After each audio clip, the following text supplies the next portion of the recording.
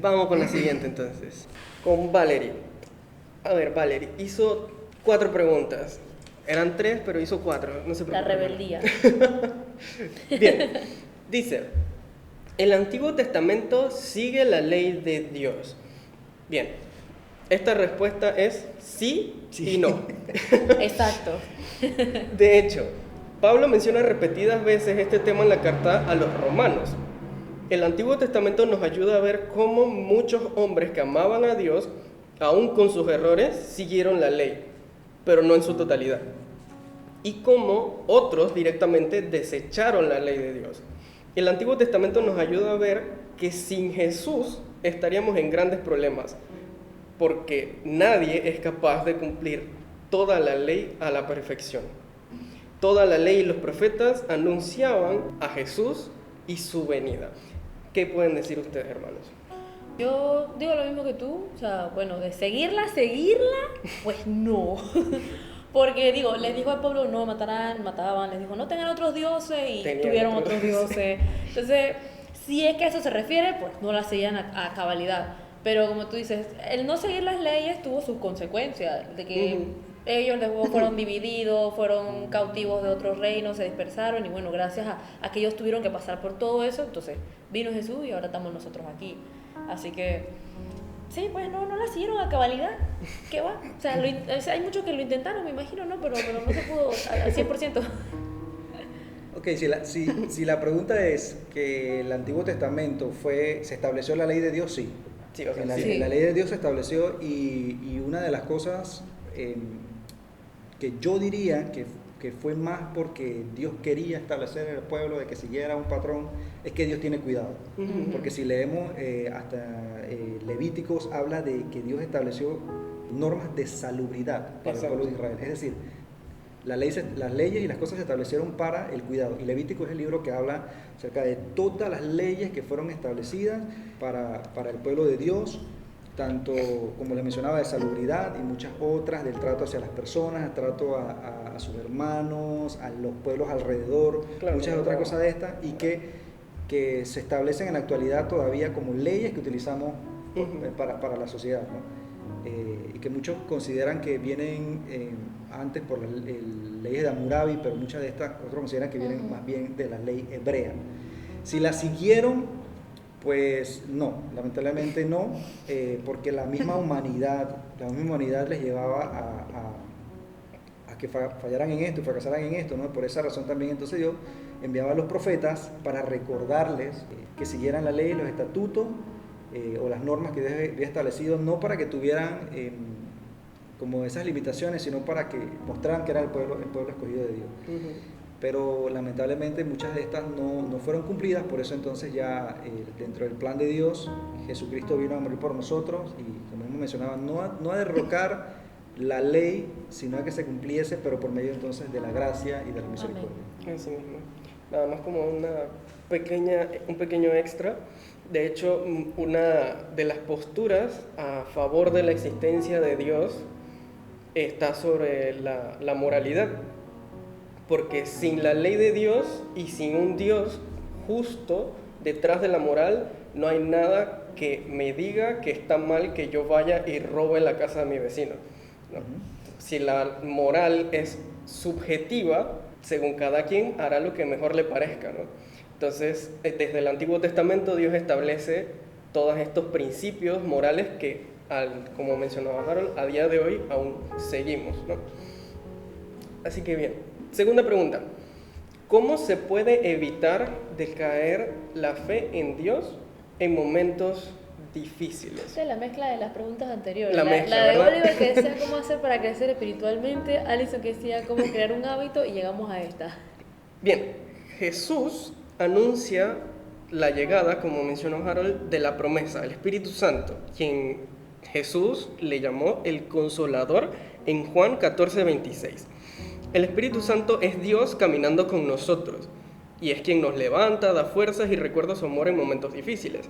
Igualmente, es importante recordar que Dios ha instituido la iglesia como ayuda.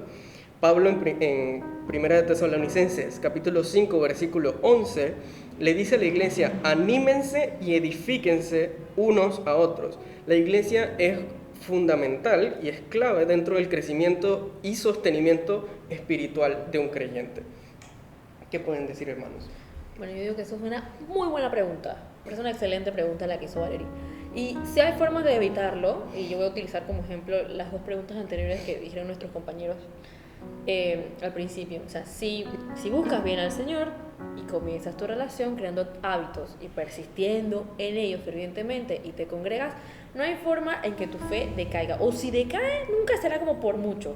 Te será mucho más fácil levantarte de esa situación porque el haberlo buscado y encontrado te asegurará de que siempre estará. El haber creado hábitos te mantendrá fuerte porque tendrás siempre el recurso de su palabra, promesas para ti, y el congregarte y compartir tu situación hará que tus hermanos en la fe te apoyen en oración y estés pendiente.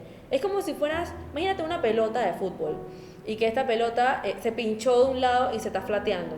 Pero si mientras tanto tú le conectas la bomba y te mantienes bombeando, se la estás inflando, que son todas esas otras cosas que mencioné anteriormente, nunca se va a desinflar, va a mantenerse con el aire hasta que entonces luego venga y encuentres el parche para tapar el hoyito y solucionar el problema. O sea, siempre vas a mantenerte inflado si mantienes esas otras cosas que mencioné. Interesante figura. Buenísimo. Momentos difíciles son momentos difíciles. Exacto. Hay una de las cosas que para mi concepto son importantes, es que seamos auténticos. Habrá algunos que tengamos más fortaleza, o otros que tendrán más fortalezas que yo en situaciones, en momentos difíciles. Y decaer en la fe en ocasiones no se puede evitar. En ocasiones no se puede evitar. Si se pudiera evitar, el Señor nos enseñara que nosotros nos fortaleciéramos día a día y renováramos nuestro espíritu y buscáramos de su presencia y todo esto. Y una de las cosas que tenemos que entender es que si somos vulnerables a estos momentos difíciles, tenemos que ser entonces buscar ayuda. Buscar ayuda del Señor, fortalecernos en Él, duplicar nuestros momentos de pronto de leer la palabra del Señor y buscar ayuda en alguien que pueda orar por nosotros, nos pueda levantar y nos pueda escuchar. Muchas ocasiones nos encerramos y creemos que como somos muy espirituales y somos cristianos y todo lo podemos en Cristo, yo solito puedo. exacto, y que todo lo puedo en Cristo que me fortalece, hacemos las cosas solos. Nos encerramos en nuestras burbujas. Y la verdad es que en nuestra humanidad lo que nos va a llevar es a retornar y a veces buscar otras salidas en los momentos de debilidad.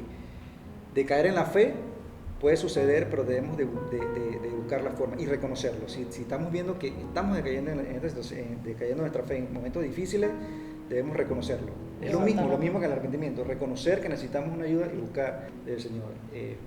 Yo lo pongo más así en este aspecto como de humanidad, porque puede suceder y a veces uno dice, no, simplemente acércate al Señor, no estás buscando el Señor, te estás pasando por algo. Ajá.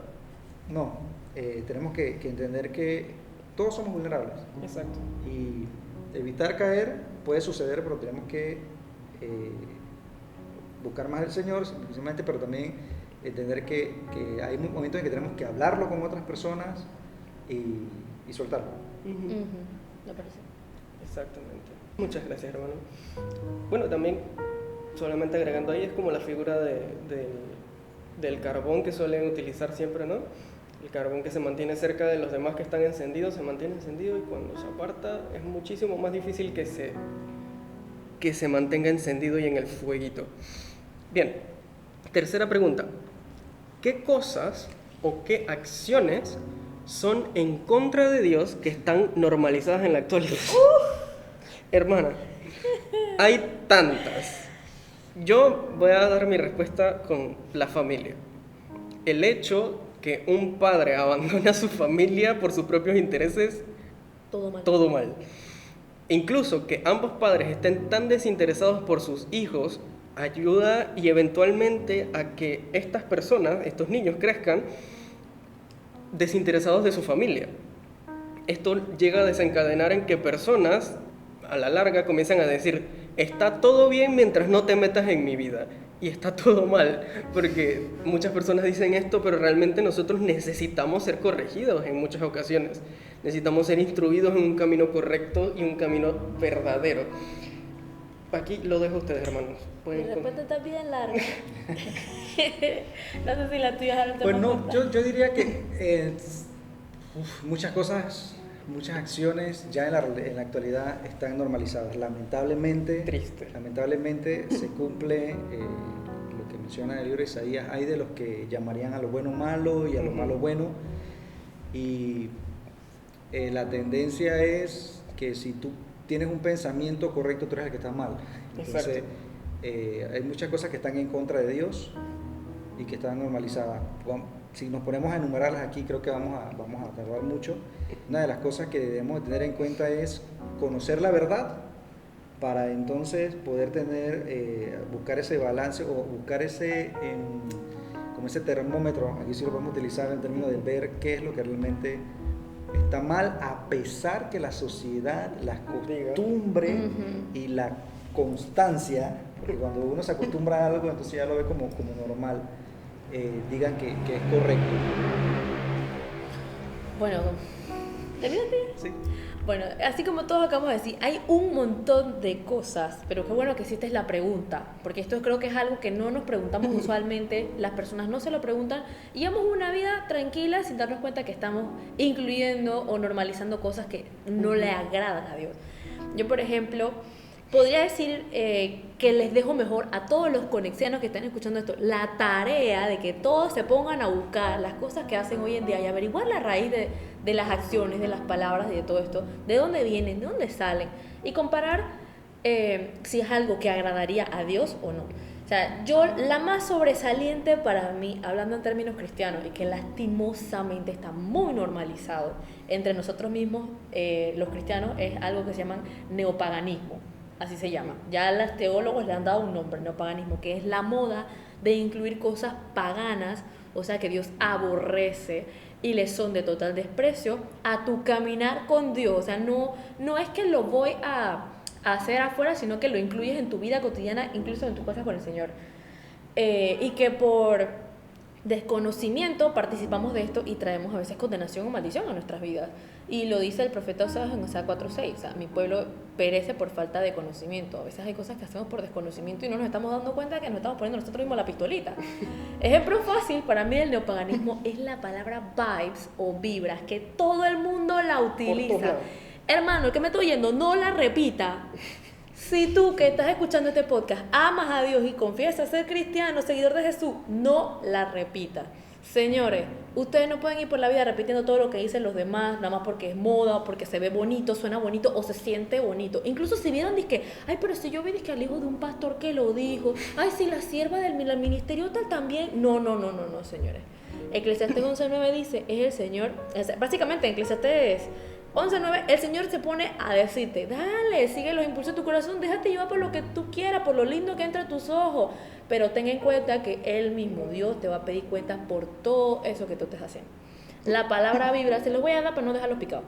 La palabra vibra está asociada con el karma y la reencarnación, dos creencias claves del hinduismo. Al decir vibes, es como si estuvieras de acuerdo con su significado y la creencia en que los pensamientos positivos crearán good vibrations o good vibes y te traerán cosas buenas a tu vida como trabajo, amor, amistad.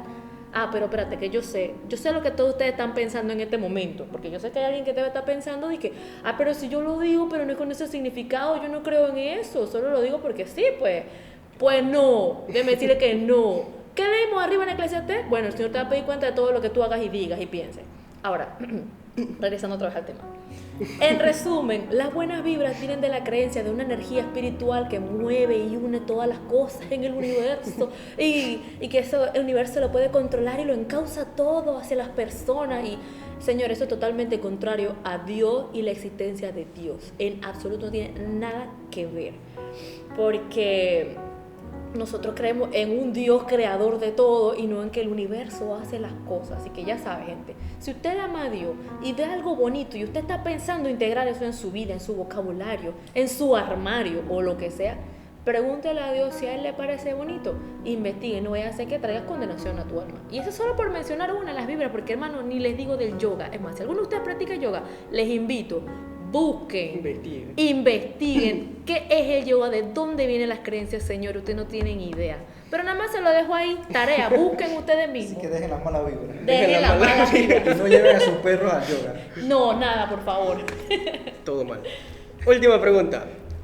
¿Es mal visto o de cierta forma prohibido ante Dios el suicidio de algunas personas, incluso jóvenes, por diferentes razones? ¿Cómo se podría ayudar a aquellas personas? Bien. Hay dos preguntas. Hay dos en una. Yo voy a enfocarme en la segunda porque Emily me comentó que iba a responder la primera, así que yo me voy por la segunda. Bien, una persona que lucha con ideas de este tipo puede llegar a necesitar ayuda médica. De eso no voy a discutir. Pero como cristianos, ¿qué podemos hacer nosotros? Es importante reconocer que nosotros tenemos un arma muy poderosa que es la oración. También tenemos la palabra de Dios para dar ánimo. En Juan 7:38 Jesús dice que aquel que cree en Él, de lo más profundo brotarán aguas de vida eterna. Es una promesa dada por Jesús para aquellos que creen en Él. Y hay muchísimos más textos y pasajes que pueden dar aliento y esperanza a todos aquellos que lo necesitan. ¿Qué pueden decir, hermanos? Bueno, mi respuesta corta a la primera parte de si es mal visto el suicidio de algunas personas, incluyendo si son jóvenes por la razón que sea, pues sí. Más que una prohibición, es un mandato directo. Eso sale en los 10 mandamientos, en Éxodo 20:30, donde dice, no matarás. Y ese matar es generalizado a todo ser humano, aplica incluso a la vida de uno mismo. En 1 Samuel 2:6 dice que el Señor quita la vida y la da, no nosotros. No somos a quien corresponde quitar la vida porque, primero que todo, matar es un pecado, lo que quiere decir que el que se suicida está cometiendo pecado. Y segundo, porque nuestra vida no nos pertenece sino a Dios. O sea, tú no puedes llegar a casa de un vecino y comenzar a abrirle la nevera y botarle todo lo que tiene en la nevera, o sea, porque no, eso no es tuyo, no te corresponde, eso no es tuyo. Así mismo es la vida no es nuestra, le pertenece a Dios, no nos corresponde poner una fecha de fin a la vida de nadie, ni a la de uno mismo. Al hacerlo, estaríamos jugando a ser a Dios. Señores, y el que juega con fuego se quema. Me recordó la canción de Pablo Rosales, la vida tiene dueño. La vida tiene dueño, y el dueño es Cristo. Amén. Ajá, hermanos, cuéntenos. Ok. Es mal visto, de cierta forma prohibido ante Dios. Sí, vamos, por supuesto que viendo el aspecto de que nosotros no tenemos derecho a nuestra vida ni sobre la vida de los demás. Y Dios enseñó sobre no matar hacia a los demás, es porque valora la vida de los demás y nosotros no tenemos derecho y potestad de hacerlo. Así que, de cierta forma, sí, o sea, sí está prohibido por Dios. ¿Cómo se podría ayudar a aquellas personas? Bueno, una de las principales cosas, como mencionó Moisés, es que necesita ayuda de un profesional. ¿Cómo podríamos nosotros ayudarles como cristianos? Bueno, en primer lugar, dándole a entender el valor que tiene para su vida, para su familia, para su entorno y obviamente para Dios. En principio de pronto no te van a escuchar si para Dios tiene valor, pero el recurso que puede utilizar realmente es que tiene valor para los que están alrededor de ella. Exacto. Y buscar las razones por la cual tiene esta motivación o deseo de quitarse la vida. Puede ser depresión, puede ser deudas, puede ser muchas cosas. Puede ser que piensa que los demás no le aprecian, muchas circunstancias, y esas son las cosas que ellos tienen que hablar. Y nosotros como cristianos, pues mostrarles que tienen un valor para el Señor y para los demás, orar por ellos, y aunque sea en pequeñas cosas que nosotros nos veamos como muy espirituales, serles de ayuda. Exacto. Serles de ayuda. Muchísimas gracias, Valerie, por tus preguntas. Dios te bendiga.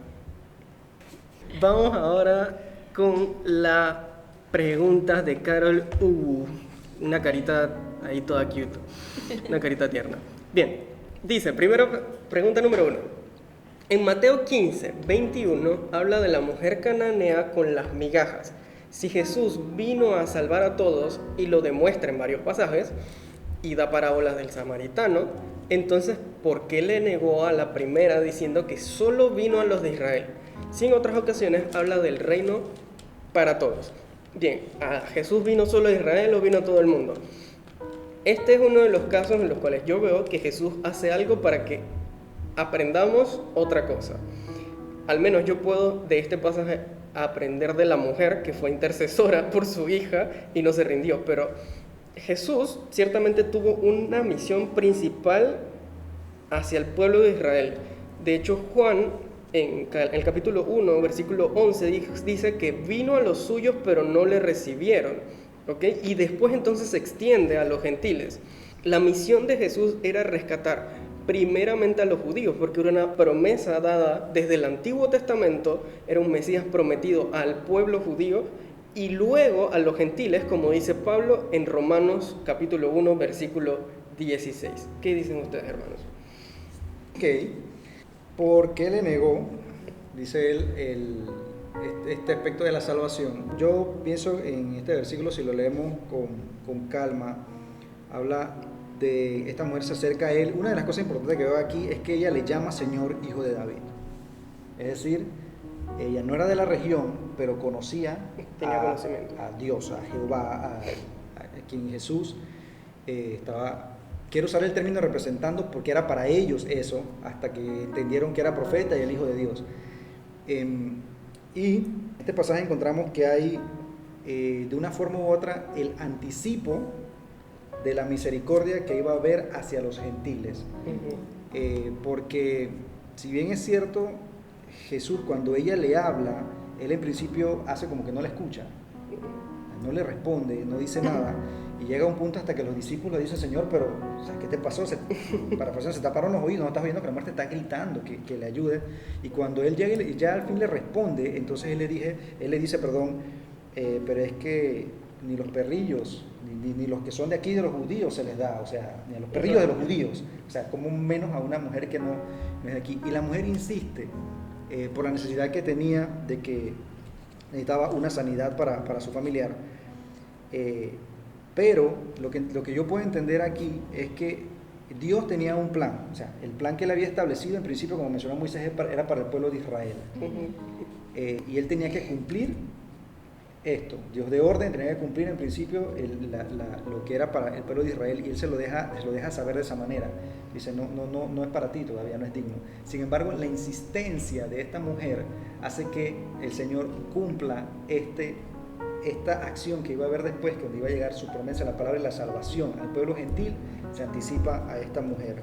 El orden de Dios era primero el pueblo de Israel, posteriormente a los gentiles, pero en este evento él muestra lo que tiene preparado entonces para el pueblo de Israel, y hace algo mucho más interesante, que es alaba la fe de esta mujer. Exacto. Y aquí de esta manera está mostrando y le dice a ellos, le hace saber a ellos que a pesar de que él vino a los suyos y muchos no le recibieron, él va a cumplir eso, y de hecho lo cumplió primero con el pueblo de Israel y luego se dirige hacia los gentiles. Bueno, la mía es totalmente diferente. Me encanta que a veces uno puede encontrar un mismo pasaje y todo el mundo lo puede interpretar de maneras totalmente distintas. Y este es un pasaje que divinamente, hace unos meses atrás yo estaba estudiando, porque el Señor me llevó a ese pasaje para buscar un sustento de algo específico que me había dicho a mí. Así que voy a decir que esta es como mi opinión poco popular, porque no tiene nada que ver con lo que ellos mencionaron. Sí, no sé si a alguien les sirve, pero bueno, este fue el estudio que yo había hecho y no lo había podido compartir con nadie, pensé que era solo para mí, así que divinamente, Carol pregunta por este pasaje entero y creo que, bueno, si para alguien escuchen entonces. O sea, esta es la forma en la que lo interpreté. En este caso específico, yo veo que la mujer le pidió ayuda a Jesús con algo muy específico, que era la liberación de su hija que estaba sufriendo por estar endemoniada. Pero Jesús básicamente le responde que él vino fue a traer la liberación de demonios primeramente a su iglesia. O sea que sí, podría un cristiano pues estar bajo influencias demoníacas. Y puede ser que me vayan a decir: ay, pero es que eso no es bíblico. Bueno, Lucas 4:31-33 dice: después Jesús fue a Capernaum, un pueblo de Galilea, y enseñaba a la gente en el día de descanso. Ellos se admiraban de sus enseñanzas porque su mensaje tenía autoridad. En la sinagoga había un hombre que tenía un espíritu maligno. Repito, en la sinagoga había un hombre que tenía un espíritu maligno. O sea, ¿dónde estaba este hombre? No estaba en la calle, no estaba en las drogas, estaba en la sinagoga, un fiel creyente de Dios, y ahí estaba, endemoniado, asistiendo a la sinagoga. Ese fue un motivo por el cual pienso que le negó la liberación a la hija.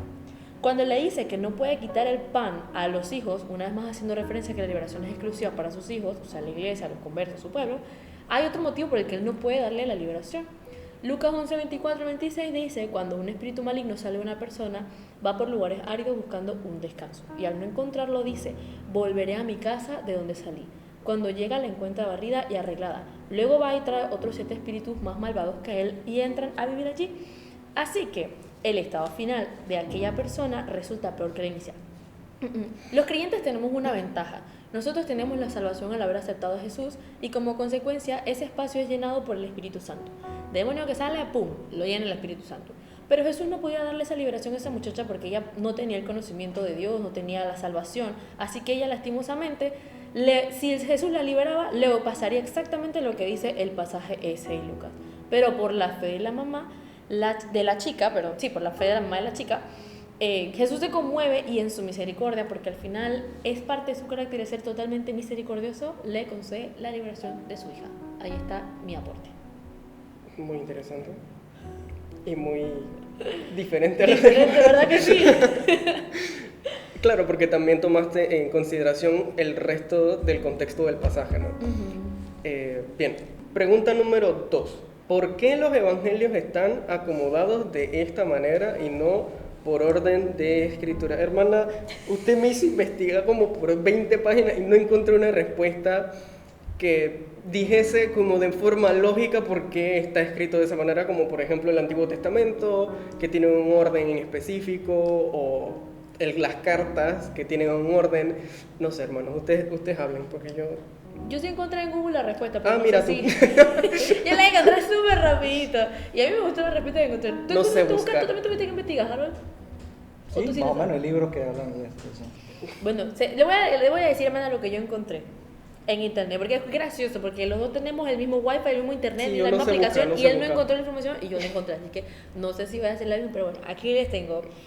Pues parece que hace mucho tiempo un tal Ireneo de León del siglo II presentó primero a Mateo, Marcos, Lucas y Juan, y ese fue el orden que un señor llamado San Jerónimo respetó. O sea, este hombre, San Jerónimo, respetó ese orden cuando estaban haciendo la Biblia de la Vulgata, y ese orden se mantiene también en el canon muratorio, el Códice del Vaticano y el Sinaítico.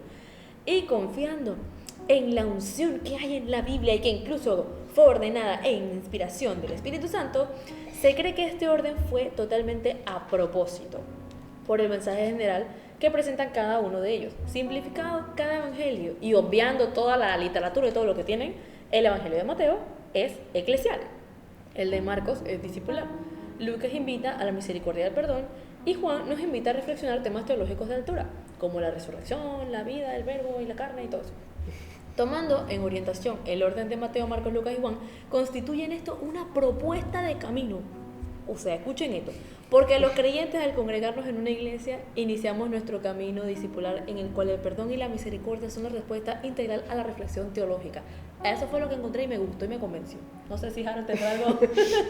Yo creo que la respuesta de esto es, porque ahí la pregunta no en orden de escritura, y básicamente si vemos ahí libros que tienen mayor cantidad de capítulos que otros, pero la respuesta es, hubo un concilio, varios concilios, que si bien es cierto hicieron el trabajo de hacer agrupar los libros bíblicos y poder entonces crear lo que es la Biblia. Estos concilios tomaron una decisión, guiados por el Espíritu Santo obviamente, porque es la palabra de él, de hacer hacer órdenes en cuanto a la Biblia para mayor entendimiento, muchos de ellos. Y lo que tú mencionabas, uno de estos padres de la Biblia, padres de la iglesia que participó en estos concilios, entonces hizo una propuesta basándose probablemente en el orden que mencionaste, cuál es la intención de cada libro, a qué nos lleva, si se dirige hacia la iglesia, una que nos lleva a un crecimiento y tomó entonces esta decisión. Creo que eso sería básicamente lo que es la respuesta, ¿no? ¿Por qué? Porque los primeros concilios, o los que consideraron esto, lo crearon de esta manera. La Vulgata, que es una de las traducciones que se hizo acerca de la Biblia, lo estimó de ese orden y entonces parece que lo consideraron de manera correcta que fuera así y siguió estando. Claro, todo esto consideramos que estaba bajo el cuidado del Espíritu Santo. Exacto. Y estos hombres guiados por el Espíritu Santo para que fuera entonces traído a nuestra vida de esta manera. Así que ellos consideraron que fuera de esa forma y nos llegó entonces a la traducción que las tenemos en nuestra Reina Valera y todas estas traducciones que tenemos de esa forma. Pero una de las principales entonces fue a través de la Vulgata. Súper. Hasta yo estoy aprendiendo aquí. Gracias por la pregunta, hermano. Tercera pregunta, ¿por qué hay veces que Dios habla a una dirección y luego habla hacia otra, olvidando la primera dirección? Creo que entra en el tema de si Dios no se arrepiente ni miente, pero hay veces que parece que lo hace. ¿Cómo lo podríamos llamar? Como que nos la juega, nos guilla. Bien, la pregunta, ¿cambia Dios de dirección? Esto es curioso, porque si bien en Dios no hay cambio ni sombra de variación, como dice Santiago 1:17, vemos a Dios arrepentirse de escoger a Saúl en 1 Samuel 15:11. A Dios lamentarse haber creado al ser humano en Génesis 6:6 y a Dios desistir de destruir al pueblo de Israel en medio del desierto en Éxodo 32:14 hablando con Moisés, por colocar algunos ejemplos. Curiosamente todos están ligados a actos cometidos por humanos en contra de la voluntad de Dios. Así que sí creo que Dios cambie la dirección, mas no su voluntad. Así como nosotros vamos viajando en auto y un mapa redirecciona cuando te equivocas de calle, asimismo veo yo que hace el Señor con nosotros cuando respeta nuestro libre albedrío. ¿Qué pueden decir ustedes? Ok, libre albedrío va a ser otro de los puntos, otra de las preguntas. Eso, ¿no? Va a ser para más adelante. Yo pienso igual, Moisés. La voluntad de Dios, la palabra dice que es perfecta, pero una cosa es la voluntad de Dios y otra cosa es la redireccionalidad que Él vaya a realizar.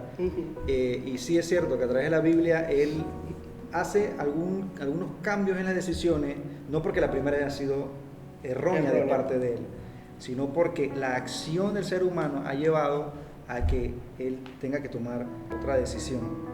Si bien es cierto, la Biblia nos enseña a través de los versículos que ya he mencionado, de que Dios tiene control de todo, Dios es un Dios omnisciente, es decir, sabe ya de antemano lo que va a pasar. Pues una de las cosas que implican nuestra acción es lo que mencionaste, el libre albedrío, que vamos a mencionarlo y ampliarlo un poquito más adelante. Pero no es que Dios se arrepienta de su mal actuar. Exacto. Se arrepiente de la reacción que tiene el ser humano en cuanto a lo que Él ha dispuesto. Porque la Biblia nos enseña que sus deseos, los deseos de Dios para nosotros son de bien y no de mal. ¿Cómo le podríamos llamar a esto? En realidad no le podemos poner ningún nombre porque yo no veo que a través de la Biblia Él haya hecho algo que contradiga lo primero que Él hace. Puedan mejorarlo o buscar una forma de hacer un cambio en cuanto a eso, pero la voluntad sigue siendo la misma, como mencionaste tú, o sea, vas en un vehículo hacia una dirección, ese es tu destino. Exacto. Pero probablemente tomes otra ruta por alguna otra circunstancia o tengas que detenerte un tiempo, tengas que redireccionar, pero la voluntad o el destino va a ser el mismo. Yo lo veo como ejemplo, como siempre. Yo soy muy niña y trabajo en escuelita con niños, así que tengo que usar muchos ejemplos.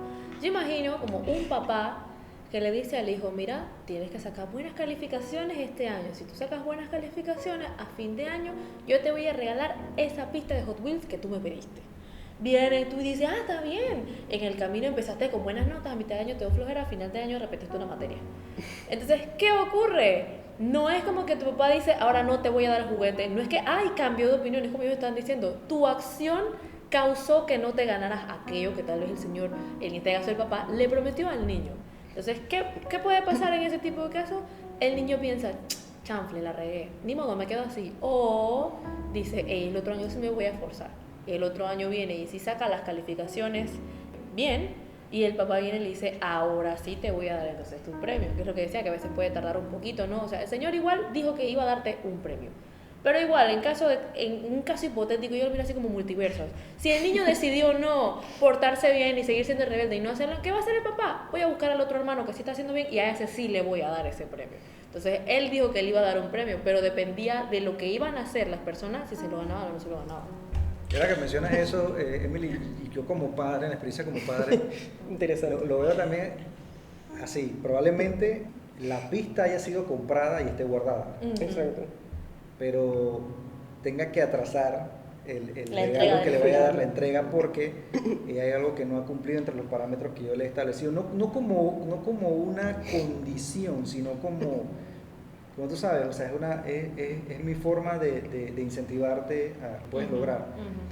y hasta probablemente no se lo dé al otro, sino que en misericordia quizás algo no has cumplido y no lo lograste hacer, y yo evalúo por qué. Yo evalúo por qué, pero miro en que has sido bueno en algo más. Exacto. Y tu actitud en algo ha cambiado, ha mejorado, y le doy la pista de otra forma. Entonces a veces no vemos a Dios así, por eso el Señor nos enseña a verlo como un padre. Porque no es que cambie la dirección, mi decisión va a estar allí. O sea, ese es el regalo que yo tengo para ti porque ya lo compré. Exacto. Y hasta puedo evaluar y decir, bueno, no lograste esto, no logramos esto que habíamos acordado, pero ¿sabes qué? Visto que has mejorado en algo más, o te has acercado más a la familia, qué sé yo, todos estos aspectos, y llega entonces a darle esa pista. Súper genial esa analogía ahí. Por último, comentario extra, dice: gracias, joven, por su disposición a servir por medio de la enseñanza. Soy fan de sus podcasts. ¡Ay, gracias! Espero en un futuro oírlos en Spotify. No escucho podcasts en Spotify, pero escucharía esto. ¡Qué honor! Y luego al final, una cancioncita. Dios te guarde y bendiga. Dios le bendiga, hermana. Muchas gracias por sus preguntas muy interesantes. Muy bien. Ahora vamos con las preguntas de nuestro hermano Rafa. Girado. Y dice, Rafa Girado, exacto, porque el otro es Junior. ¿Verdad? Pregunta número 1. ¿Qué importancia tiene el conocer la Biblia?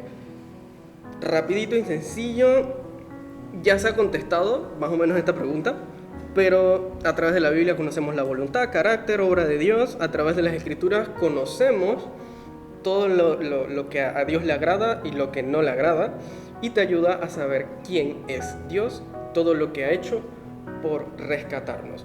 ¿Qué pueden añadir ustedes a esta pregunta? Bueno, hermano, mira, yo te lo voy a poner de esta forma. Mira, de esta forma. La Biblia es como el testamento donde tienes escrita la herencia que te toca luego de que tu padre muere. Si no sabes lo que dice el testamento, te quedas sin herencia y te pierdes todo lo que te tocaba. Además, al conocer la Biblia puedes saber qué quiere decirte el Señor, y habla también, pues, porque Él habla a través de su palabra. Eso es una forma sencillita. Salmo 119, 105 dice: lámpara es a mis pies tu palabra y lumbrera a mi camino. No solo conocer el manual de vida, sería como una importancia de conocer la Biblia, no solo conocer el manual de vida, sino al autor del manual de vida. Sí. Sería esa mi respuesta. Me dejó como con ganas de más. Sí, vamos con la segunda pregunta. Dice: ¿qué impacto tiene en tu vida el conocimiento de la palabra? Bien, ¿qué impacto tiene? Bueno, en algunas ocasiones hablé mucho de esto, y creo que algunas personas lo han notado, pero cuando comenzamos a hablar de temas dentro de la palabra, yo comienzo a hablar muchísimo, mucho más de lo que hablo, y eso impacta mucho mi vida. Algunas veces hablo de más, pero en general a mí me ayuda a recordar todas las promesas de Dios, me ayuda a recordar de qué forma debo vivir delante de los demás, incluso también mantiene bien clara mi identidad. ¿Qué pueden decir ustedes, hermanos? Bueno, yo voy a venir acá a decir que pues en mi vida tuvo un impacto muy grande, que yo jamás imaginé que un libro tendría. O sea, todos hemos leído alguna vez algún libro, algún cómic, una historieta, pero yo creo que nunca encontré ningún libro que tenga un impacto tan grande como el que tuvo en la Biblia en mi vida. Y es más, hay un estudio científico, oyeron bien, científico, no es un estudio de iglesia, no, ciencia pura, que muestra que aquellas personas que leen la Biblia de forma regular tienden a ser personas con mejor conducta, mayor concentración, presentan mejor salud mental, tienen mejor manejo de las emociones, presentan estar más alegres que una persona promedio. Y eso por mencionar algunas de esas cosas. O sea, aquellos que estén interesados, busquen el estudio, está en internet. Ahora, si ese es el impacto en lo natural, imagínense el impacto que eso debe tener en lo espiritual, el conocimiento de la palabra. Es más, y les voy a hablar con el testimonio de un muchacho, que vi un testimonio en Estados Unidos de un chico, que él contaba que él era jugador de tenis y a él venía una familia cristiana, pero no estaba muy metido con el Señor ni con su palabra. Él era asistente a la iglesia, normal, regular, y de repente un día comenzó a sentirse mal, comenzó a vomitar, le comenzó a pasar de todo. La familia lo lleva al médico, le detectan una enfermedad terminal que parece que ya nada más le quedaban 3 meses de vida al muchacho. Y entonces ahí sí se volvió el cristiano más cristiano del mundo. Entonces la mamá le dice, él en su cuarto, en su habitación, se puso a orar y le dijo, Señor, necesito que tú me salves de esta enfermedad, ¿qué hago? Y el Señor le dijo, la palabra, así le dijo, la palabra, porque la palabra está viva, no es un texto escrito y ya, la palabra está viva y tiene poder. Y le dijo que comenzara a buscar todos los pasajes que hablaran sobre sanidad y que los colocara en todas las paredes de su cuarto. El muchacho comenzó a colocarlo en todas las paredes y el Señor le dijo que lo tenía que leer todos los días. Él comenzó a leerlo y recitarlo, a declararlo y a creérselo todos los días, leyendo toda la habitación con todas las paredes. Comenzaron incluso a hacerle un tratamiento médico, que parece que el tratamiento médico lo que causó es que todos sus demás compañeros de sala fallecieran porque el tratamiento era muy fuerte y él fue el único que sobrevivió. Y después de terminar el tratamiento comenzó a mejorar gradualmente, poco a poco. Los médicos no entendían qué es lo que estaba pasando y cuando el médico le comenzó a preguntar, o sea, no entiendo por qué todos los demás con el tratamiento fallecieron y tú fuiste el único que sobrevivió. Y él lo único que le dijo fue la palabra del Señor. Fue el Señor y su palabra. Y así fue, el hombre fue sanado por recitar la palabra, hermano. Imagínense, ¿qué libro tú has conocido que tú lo repites y te hace algo? Ninguno. Así que definitivamente el conocer la palabra, hermano, tiene mucho impacto. Usted le puede ayudar para estar preparado ante las batallas de todo tipo. Y qué mejor, ahí puede conocer la voluntad del Señor para su vida. Potente. Impacto profundo. Impacto profundo. El conocimiento de la palabra va a hacer cambio, va a hacer un cambio en la vida de las personas, pero de esta forma, el conocimiento. Hace un rato antes de que iniciáramos el podcast hablábamos que el pueblo de Israel se le ordenó que la palabra fuera repetida a través de las generaciones. Ellos no tenían forma de tenerla como la tenemos nosotros actualmente en papel. Y era transmitida de generación a generación. Se les enseñó que fuera puesta sobre su frente, utilizaban en los pechos las palabras, lo que Dios había establecido en los mandamientos. Es decir, era la forma en que ellos podían ver, leer y recitar y repetir lo que el Dios creador había dicho, no lo que había dicho Moisés, no lo que había dicho un profeta, lo que el Dios creador había dicho. Exacto. Así que el impacto que tiene en nuestras vidas es acerca de ese conocimiento de quién habló, de quién estableció lo que tenemos hoy como la Biblia, la palabra de Dios. Así que el conocer, como decía anteriormente, conocer la palabra de Dios nos debe llevar a que haya cambios en nuestras vidas, que haya resultados en el repetirla como nos habló ahorita Emily, y que hubiera un resultado de sanidad en la vida de una persona que creyó no solo en lo que estaba escrito, sino en quien le dijo que lo hiciera. Amén. El verbo hecho carne. Amén. Pregunta number 3. ¿Qué te motivó a seguir a Cristo? Personalmente, a mí, yo estaba en completa desesperanza, muchachos. Ya yo no sabía qué hacer con mi vida. Yo tenía como 20, 21 años y a esa edad ya yo no sabía qué hacer. Así de mal estaba. Y una vez que conozco el plan de vida que tenía Dios para mí, comienzo a conocer todas esta nueva forma de vivir que no conocía. Y yo digo, a esto me suscribo. Y heme aquí, la estoy viviendo en HD. Como 4K, ¿qué tal ustedes? El mío es cortito. La verdad, no voy a mentirte, Rafa. Cuando preguntaste qué te motivó a seguir a Cristo, tuve que pensarlo. No te voy a mentir. ¿Por qué lo tuve que pensar? Porque la verdad es que yo crecí en la iglesia. A mí yo llegué aquí a la iglesia cuando tenía como 9 años, 8 años.